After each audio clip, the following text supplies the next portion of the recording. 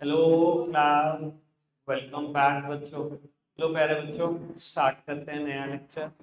और वो अभी ना थोड़ी सी चर्चा ही मैं बता देता हूँ, बिजनेस स्टडीज का बैच आगे कैसे चलने वाला है, क्या क्या हम पढ़ने वाले हैं। सर, ये तो देख ही लिया होगा, शुरू के 7 चैप्टर में बिजनेस स्टडीज प्रैक्टिकल लाइफ से बहुत ज्यादा रिलेट करेगी। कल को जाकर बेटा यही सब करना है, या तो किसी के साथ पार्टनरशिप करके बैठे होगे, या अकेला धंधा कर रहे होगे, या कंपनी में आकर कर रहे होंगे। और मैं तो चाहूंगा जिंदगी में इतने कामयाब बनो कि सबकी कंपनी हो, और सब किसी ना किसी कंपनी में हो, डायरेक्टर बन के बैठे हुए हो। सर, अब हम चैप्टर नंबर 8 स्टार्ट करेंगे आज से, सोर्स ऑफ बिजनेस फाइनेंस। एक चीज और समझ लेना बेटा, अभी तक तो कभी बिजनेस के लिए मैंने बात नहीं बोली। यहां अब छुट्टी कर लेना, ऐसा होगा कि अगले दिन ना मैं ब्लैंक हो गया और मुझे चैप्टर समझ नहीं आता। और चैप्टर चलेगा कितने दिन, थोड़ा सा अगर आइडिया दे दूं तो अक्टूबर एंड वीक तक, यानी कि लगभग मोटी मोटी बात करूं तो 32-33 दिन लगेंगे यहाँ से एक चैप्टर को खत्म होने में। सर आप समझो ना, टीचर 7 चैप्टर कैसे दे पाते हैं, क्योंकि उनको पता होता है ना फाइनल में है तो 4 चैप्टर, एक अकेला चैप्टर 1 महीना खा जाता है। देखो, जिनको नहीं पढ़ाना उनके लिए तो मैं कुछ नहीं कहता, वो तो आएंगे पहले दिन बोलेंगे जी खत्म हो गया टॉपिक, दूसरे दिन बोलेंगे जी खत्म हो गया, 5 दिन में कहेंगे चैप्टर उड़ गया। जिनको नहीं पढ़ाना उनके लिए तो कोई बात ही नहीं है। जिन्होंने एक एक अक्षर पढ़ाना है, मैं बता देता हूँ आपकी नॉलेज के लिए, कई टीचर इसमें से मान लो अगर 40 पेज की किताब है तो 5-7 पेज उड़ा देंगे। मैं एक भी पेज इतना सभी नहीं कटवाऊंगा, सब पढ़ाना है। कुछ चीजें जिंदगी में नॉलेज के लिए पढ़ना नंबरों के लिए, वो 5-7 पेज ना समझ लेना कि मैं नॉलेज के लिए पढ़ रहा हूँ। और मैं तो चाहूंगा तब तक तुम्हारे टीचर वहां पहुंचेंगे नहीं जब तक मेरा चैप्टर खत्म होता, तो आपको पता ही नहीं होगा एक्चुअली में आपके सिलेबस में क्या है कि नहीं। मैं कभी बताऊंगा भी नहीं कि क्या टीचर क्या क्या कटवाने वाले हैं। एक एक अक्षर होगा, एक एक पॉइंट होगा चैप्टर का। वजह इसलिए इस चीज की ये है बेटा, जो चीजें आज आपको कटवाई जाएंगी ना 12th में फिर आएंगी, उन्हें मशक्कत वहां करनी पड़ेगी। आप मेहनत नहीं करोगे, जो बच्चे यहां से छोड़ के जाएंगे वो 12th में परेशान जरूर हो जाएंगे। ठीक है जी, चैप्टर हद से ज्यादा प्रैक्टिकल चीजों पर बेस्ड है, हद से ज्यादा। छुट्टी मत करना, सीरियस क्राइम होगा, 33-34 दिन खराब होंगे, एक ना आधा दिन। क्लियर हुई ये बात आपको? ठीक है। और आपको बता देता हूं, अगर आप अभी तक आपको लगता है ना कि बिजनेस स्टडीज में ना यार मुझे सब कुछ समझ में आ गया, यार पेपर देख के भी लगा कि यार जो जो भैया कहते थे वो सब पेपर में आए, तो अभी तक आपने मेरी रियल स्ट्रेंथ देखी नहीं है। चैप्टर रियल स्ट्रेंथ है, अब और मजा आएगा। यहाँ एनर्जी अलग हो जाती है, चैप्टर जब आता है मेरी खुद की एनर्जी अलग हो जाती है, मुझे बहुत मतलब मजा आता है इस चैप्टर को करने में। ठीक है जी, तो स्ट्रेंथ दिखनी चाहिए, और अगर मेरी स्ट्रेंथ है तो आपकी बननी भी चाहिए। ऐसी बननी चाहिए कि टीचर का ये पॉइंट कट, और आप मन में हंस रहे हो क्या बात, पढ़ा नहीं था जिंदगी में, ला मैं समझा देता हूं, इधर बैठ देख लेना। कम से कम 50 पॉइंट कट होंगे, 5 से 7 पेज कट होंगे इस बात के कि सीबीएसई ने कटवा दिए। बेटा अगर सीबीएसई ने कटवा दिए होते तो एनसीईआरटी में कभी ना होते। अगर एनसीईआरटी के अंदर है तो सीबीएसई ने तो कराए थे, तो जाते नहीं, बस बात अलग है। ठीक है जी।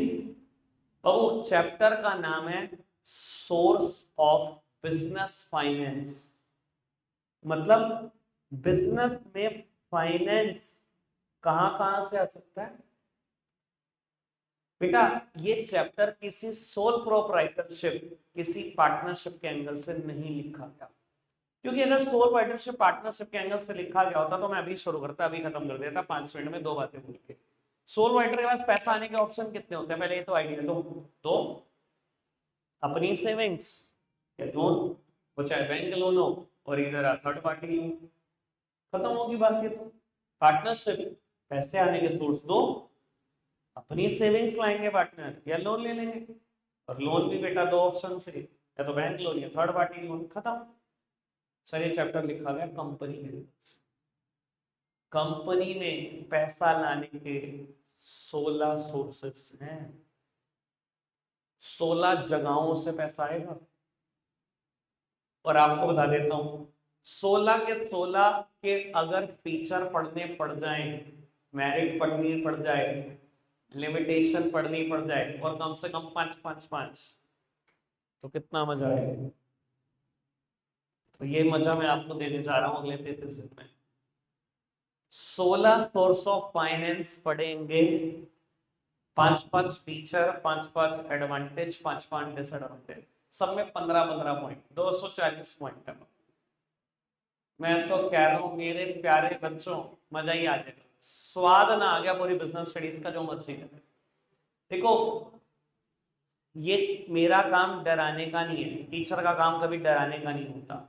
अगर सर मैंने अगर आपको बताया, सच्चाई से अवेयर कराया है, तो सब चीजें सिंप्लीफाई करके दूंगा भी, तो चीजें आसान करके दूंगा, तो याद भी रहेंगी, पूरी जिंदगी याद रहेगी।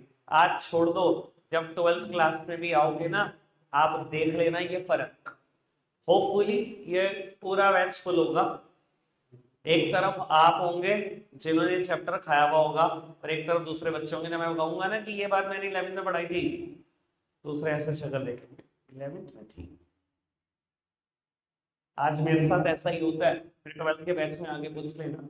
एक वो कैटेगरी जो मुझसे 11th में पढ़ी हुई है, जो मैं कहता हूँ ना ये तो पढ़ाई थी, मेरे बच्चे कहते हैं हाँ ये तो आती है, दूसरे कहते हैं कब थी 11th में। तो अलार्म ये है इस चैप्टर की, स्ट्रेंथ है, दिखेगी। तो बाबू कंपनी के एंगल से 16 सोर्सेस पढ़ने हैं। आज तक अगर मैंने टेबल बनाई है 2 बार, मैंने 3 सोर्स लिखे हैं, लिखे भी है ना, कंपनी में 3 जगह से पैसा आना। देखो, एक टर्म लिखिए आपके सामने, डिवेंचर, 2 बार लिखिए यार, ऐसी बात नहीं है, ये टेबल भी लिखिए डिवेंचर। और preference share capital, preference share capital और इक्विटी शेयर कैपिटल, मैंने टर्म लिखी है बेटा ये तीनों। मैं आज टेबल में 4th टर्म ऐड कर रहा हूं। एक बात और, ये चैप्टर का बेस है, अगर ये टेबल ना आती हुई, जो कि मैं अब तीसरी बार कर रहा हूं, और जितनी भी बातें बोल रहा हूं टेबल बनाते टाइम, अगर वो ना आती हुई, चैप्टर शुरू ही नहीं हो सकता। ठीक है जी, तो ये बिल्कुल आराम से, इसका तो चप्पा चप्पा रटा होना चाहिए। आज मैं बोलूं आपको ये तो आता है, ये आपने कराया था, ऐसा होना चाहिए हालात। तो अब 4th टर्म में लिखने जा रहा हूं, टर्म का नाम है रिटेन्ड अर्निंग्स। यहां बस नाम ही खतरनाक खतरनाक है, घबराओ नहीं, काम तो हम सब आसान करते हैं इनके। ठीक है जी, चलो सामने देखो बाबू, मैं कोई कंपनी आज इनकॉर्पोरेट हो चुकी है, रजिस्टर्ड हो चुकी है, अपनी 3rd स्टेज परफॉर्म करने जा रही है, कैपिटल सब्सक्रिप्शन स्टेज। उसको बिजनेस शुरू करने के लिए, धंधा शुरू करने के लिए कैपिटल की जरूरत है, मैं कैपिटल मांगने जा रहा हूं आपसे। ठीक है, मैं कंपनी, आप सब इन्वेस्टर्स हो, मार्केट में डिफरेंट डिफरेंट कंपनी के डिफरेंट डिफरेंट सिक्योरिटीज खरीदते हो। मैंने आप सबको कहा कि मैं इन्वेस्टर्स एक सिक्योरिटी जिसका नाम डिबेंचर्स है, वो बेचना चाहता हूं, आप सब खरीदोगे क्या? आप सब इन्वेस्टर्स हो, आपने एक बात पूछी, आपने कहा जी मैं इन्वेस्ट करता हूं एक ही चीज के लिए, कमाई के लिए। इन्वेस्टर सिर्फ एक ही चीज के लिए इन्वेस्ट करते हैं कि ये बता दो कमा के क्या दोगे, हमें तो ये बता दो हमें क्या मिलेगा, इन्वेस्टर देंगे।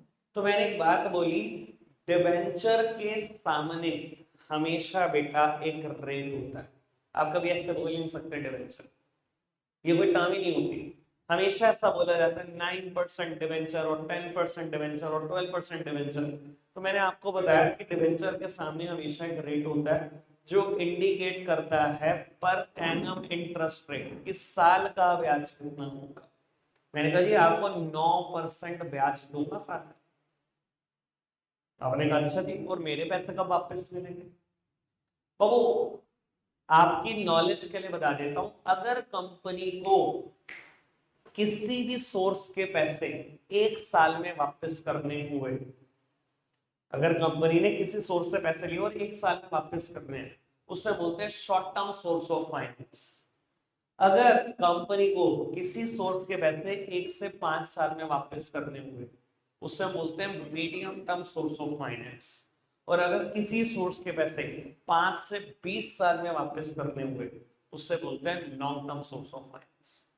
1 साल में वापस करने हुए तो short term source of finance, 1 से 5 साल में वापस करने हुए तो medium term source of finance, और 5 से 20 साल में वापस करने हुए तो long term source of finance. आपकी नॉलेज के लिए बता देता हूँ, ये जितने लिखे हैं सब long term source of finance है। क्यों और कैसे पता लगता है? तो वो डिवेंचर कम से कम 5 साल के लिए इशू होते हैं और ज्यादा से ज्यादा 20 साल तक के लिए आप इससे पैसा ले सकते। 20 साल एक दिन नहीं हो सकता। इंडिया में कानून है 20 साल से ज्यादा के लिए कोई सोर्स ऑफ फाइनेंस इसमें से इशू नहीं हो सकता, बट इक्विटी और रिटेन अर्निंग लाइफ टाइम के लिए होते हैं, वो पता लग जाएगा। जिनको पता है, जिनको याद है उनको याद है। बाबू अगर डिवेंचर 20 साल एक दिन के लिए इशू करती है, सारे बोर्ड ऑफ डायरेक्टर जेल पहुंच जाएंगे अगले दिन। ठीक है जी, यानी कि 20 साल में तो पैसे वापस होंगे। आप सब डिवेंचर होल्डर, मैं कंपनी, जिस दिन कंपनी पैसे लेगी उसी दिन एक एग्रीमेंट पे लिखा जाएगा कि मैं आपके पैसे कितने दिन में वापस करूं। समझ में आती है बात? लेट्स सपोज आपका और मेरा एग्रीमेंट हुआ कि मैं आपके पैसे 10 साल में वापस करूं। ठीक है, तो क्या होगा? आपसे मैंने 10 लाख रुपए लिए और आपको 9% डिवेंचर के डॉक्यूमेंट थमा दिए। जैसे बैंक में आप करते हो, बैंक को दिया है 10 लाख और बैंक ने क्या करा? एफडी थमा दी। है तो कागज का टुकड़ा ही जिसपे लिखा हुआ है कि आपने बैंक को 10 लाख दिए। बिल्कुल वैसे ही मैंने डिवेंचर थमा दी और आपसे ले लिए 10 लाख। 1 साल पूरा होते ही क्या करूंगा? ब्याज दूंगा। कितनी? 9%। आपसे लिए 10 लाख, 10 लाख की 9% ब्याज दी, 90,000। दूसरा साल पूरे होते ही फिर 90,000, तीसरा साल पूरा होते ही 90,000। 9 सालों तक यही कहानी। 10वें साल आपके 10 लाख भी वापस और आपके 90,000 रुपए ब्याज के भी वापस, और उसके बाद नमस्ते, पैसे हो गए पूरे आपके। ठीक है जी। अगर मैं अब कंपनी के एंगल से सोचूं तो डिबेंचर और बैंक लोन कोई फर्क ही नहीं होता। डिवेंचर और बैंक लोन में कोई फर्क नहीं होता from the view point of company. अपने एंगल से मत सोच, मेरे एंगल से सोचो। क्यों बाबू? अगर कंपनी बैंक से लोन लेती तो क्या इंटरेस्ट देती? रेगुलर देती। प्रिंसिपल भी वापस करती? करती। तो सर अगर डिवेंचर से लिया तो आपको भी तो ये दोनों चीजें, रेगुलर इंटरेस्ट दिया और प्रिंसिपल दिया। बाबू कई बच्चों का सवाल होता है कि अगर आप बैंक से लोन लोगे तो सिक्योरिटी गिरवी रखोगे। बेटा डिवेंचर होल्डर भी ऐसे पैसे नहीं लेते। आप सब डिवेंचर होल्डर हो ना? मैं आपसे 10 लाख रुपए ले रहा हूं, कंपनी आपके फेवर में कम से कम 15 लाख रुपए की एसेट गिरवी रखेगी। ऐसे आप भी पैसे नहीं दोगे। यानी कि दोनों ही चीजें सिक्योर्ड होती हैं, सिक्योरिटी दोनों में इन्वॉल्व होती है। बैंक से लोन लोगे, बैंक को भी सिक्योरिटी गिरवी रख के दोगे। डिवेंचर होल्डर से वैसे लोगे, इनको भी सिक्योरिटी गिरवी रख के दोगे। यानी कि देयर इज नो डिफरेंस। इसलिए मैंने दोनों में लिख दिया स्लैश करके, मतलब ये दोनों एक ही बात है। कोई दिक्कत, कोई परेशानी तो नहीं? क्लियर है बात? एक एक पॉइंट क्लियर रखना बस बेटा, क्योंकि यही चीजें कल को फीचर, मेरिट और लिमिटेशन बन के आएगी। जब मैं पढ़वाऊंगा ना, सबसे पहली चीज पढ़वाता है डिवेंचर। ये मत कहना भैया नहीं कराता है तो आपने, क्योंकि मैं जो करा दूंगा वो सब लिखा होगा। बढ़े आगे पक्का से?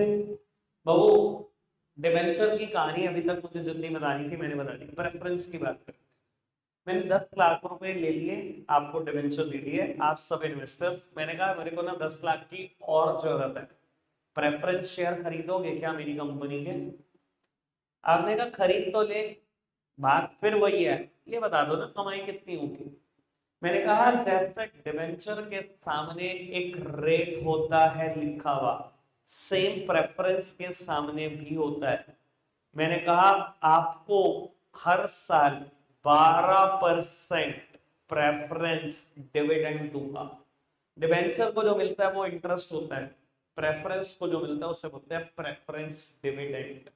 मैंने कहा हर साल दूंगा 12%। आपने कहा जी और मेरा मूल मतलब प्रिंसिपल अमाउंट।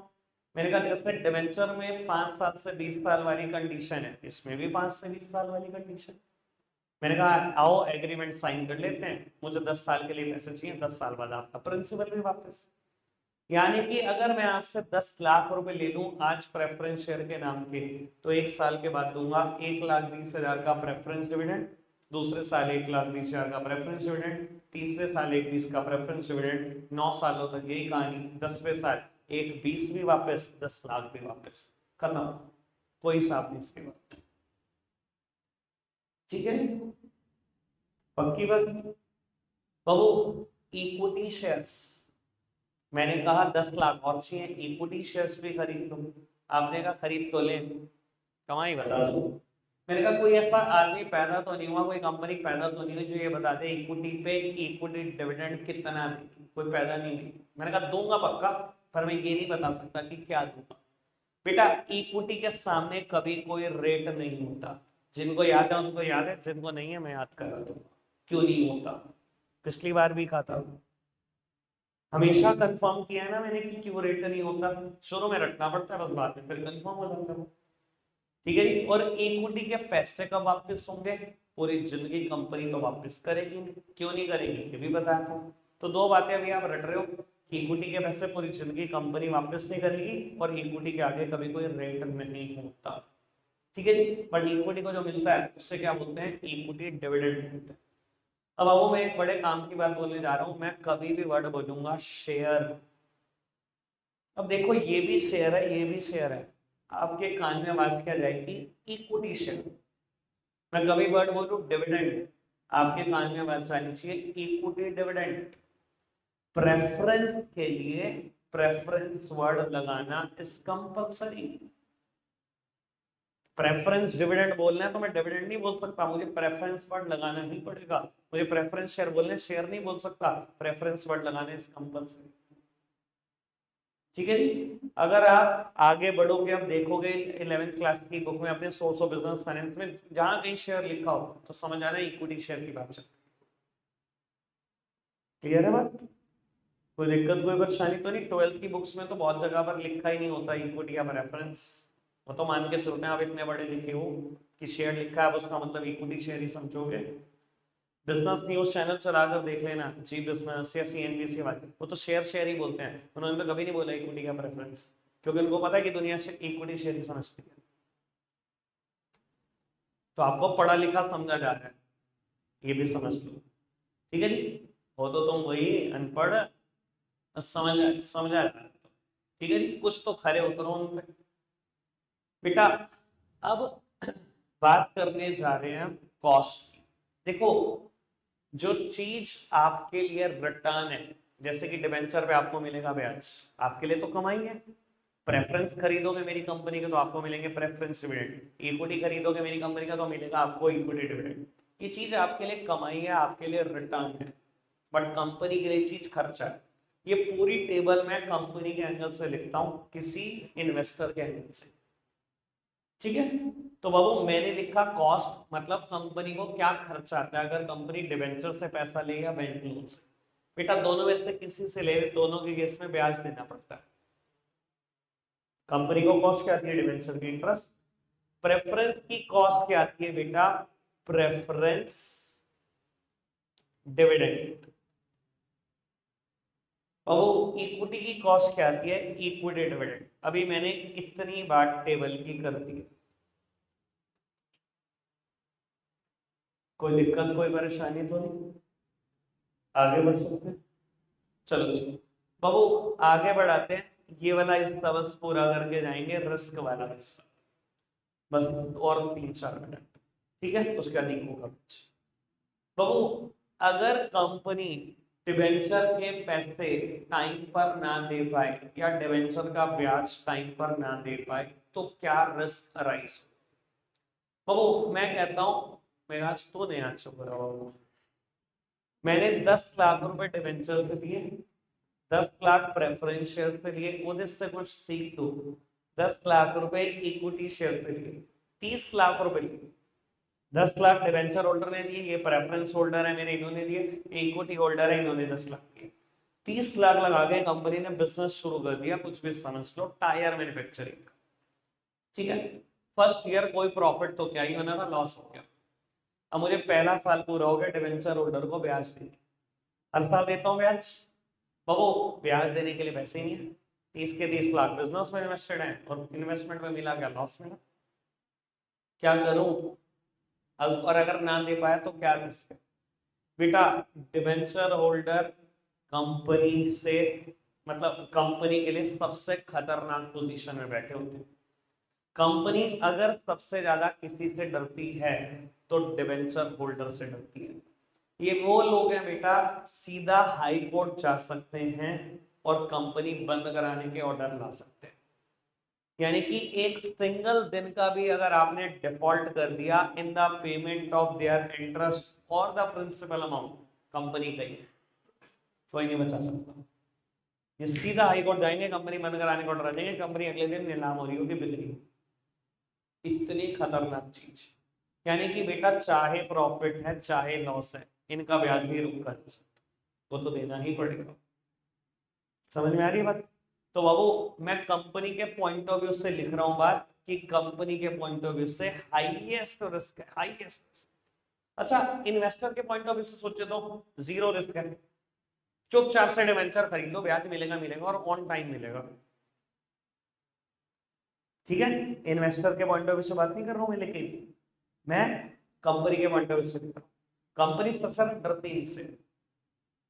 क्लियर बाबू। प्रेफरेंस, यानी कि पहले साल लॉस हुआ था, मेरे को 90,000 रुपए इनको ब्याज देनी थी, मैंने 90,000 का भी कहीं से कर्जा उठाया, इनकी ब्याज दे दी डिवेंचर। अब लॉस है, प्रेफरेंस का डिविडेंड देना है, क्या करूं, ना दे पाया तो बाबू प्रेफरेंस शेयर होल्डर कंपनी तो बंद नहीं करा सकते, ऐसी पावर नहीं है इनकी।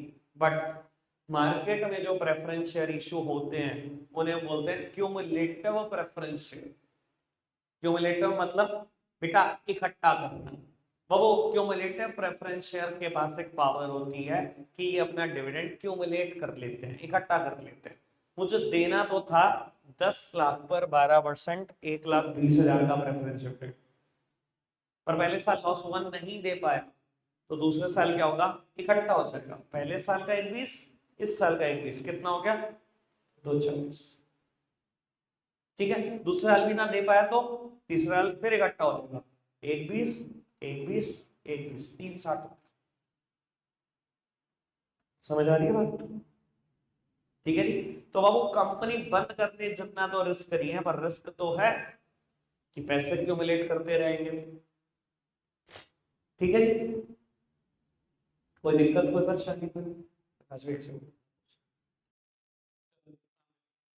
बेटा इक्विटी का क्या रिस्क है, देखो रिस्क हमेशा उस चीज का होता है जिसके पैसे वापस करने। मैंने अभी एक बात बोली थी कि इक्विटी के पैसे कंपनी लाइफ टाइम वापस नहीं करती, पूरी जिंदगी। अगर पूरी जिंदगी पैसे ही नहीं देने तो रिस्क किस बात का। तो इक्विटी के केस में आप बोल सकते हो, चाहे तो बोल लो लो रिस्क, चाहे बोल लो नो रिस्क। देखो मैंने प्रिंसिपल अमाउंट की बात कर ली कि प्रिंसिपल अमाउंट कंपनी पूरी जिंदगी नहीं देगी इक्विटी का। What about dividend, Babu loss है, डिविडेंड कहां से नहीं दे सकते। दूसरी बात, अगर आपकी जेब में प्रॉफिट भी हो और आप इक्विटी को डिविडेंड ना देना चाहते हो, ये कुछ नहीं कर सकते। ना तो ये हाई कोर्ट जाकर कंपनी बंद कराने का ऑर्डर ला सकते हैं जस्ट लाइक डिवेंचर, ना ही ये अपना डिविडेंड क्यूमुलेट कर सकते। यानी कि बेटा मेरे पास लॉस है, इक्विटी को डिविडेंड नहीं दूंगा कंफर्म, मेरे पास प्रॉफिट है, अगर बोर्ड ऑफ डायरेक्टर चाहते हैं कि इक्विटी को डिविडेंड ना मिले तो उनको तब भी नहीं मिलेगा, वो तब भी कुछ नहीं कर सकते। इसी वजह से इक्विटी के केस में मैं बोलता हूं चाहे बोल लो लो रिस्क, चाहे बोल लो नो रिस्क, मुझे कोई फर्क नहीं पड़ता, बिल्कुल एक जैसी बात। क्लियर है बात, दोनों बातें समझ में आई। प्रिंसिपल अमाउंट तो वापस ही नहीं करना पूरी जिंदगी, तो रिस्क का तो मुद्दा तब उठता है जब पैसे वापस करते हैं, जब देने ही नहीं तो क्या आएगा रिस्क, प्रिंसिपल में तो कोई रिस्क नहीं। और डिविडेंड में मैंने बता ही दिया, प्रॉफिट है तब भी देने का मूड नहीं है तब भी मत दो, कुछ नहीं कर सकते, ना हाई कोर्ट जा सकते, ना ही बेटा डिविडेंड एक्यूमुलेट कर सकते, ना इसकी जैसी पावर ना इसकी जैसी पावर, कुछ भी नहीं कर सकते। क्लियर? रखते हैं आज के लिए इतना ही है प्यारे बच्चों, बाय बाय।